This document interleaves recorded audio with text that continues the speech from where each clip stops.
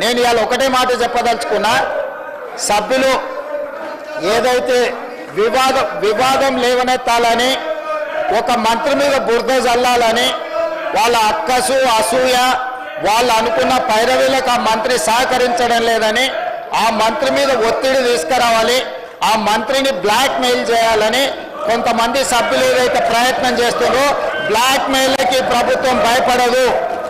ఇలాంటి బ్లాక్ మెయిల్లు ఇంకెక్కడైనా జరుగుతాయేమో కానీ ఈ ప్రభుత్వం దగ్గర జరగదు.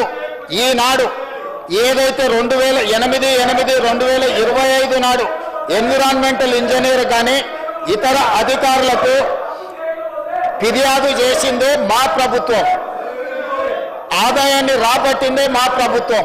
కాబట్టి మేము నోటీస్ ఇచ్చి మేము రాష్ట్ర ప్రభుత్వానికి రావాల్సిన ఆదాయాన్ని రాబట్టుకొని మిగతా అనుమతులకు సంబంధించి ఇతర అధికారులకు ఫిర్యాదు చేసిందే ఈ ప్రభుత్వము, మా అధికారులు.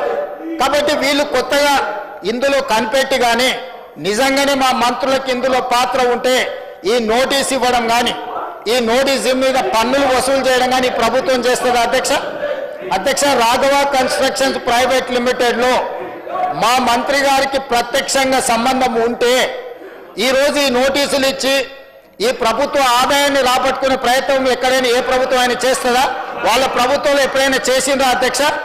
ఈరోజు మా ప్రభుత్వము రాష్ట్ర ప్రభుత్వం ఆదాయానికి ఎక్కడ కూడా రూపాయి గండి పడకూడదు, ప్రతి రూపాయి రాష్ట్ర ఖజానాకు చేరాలి అని ఈరోజు మా ప్రభుత్వం, మా అధికారులు నిజాయితీతో, మా మంత్రులు చిత్తశుద్ధితోని చేపట్టిన చర్యల వల్ల ఈరోజు రాష్ట్ర ప్రభుత్వానికి ఆదాయం వచ్చింది.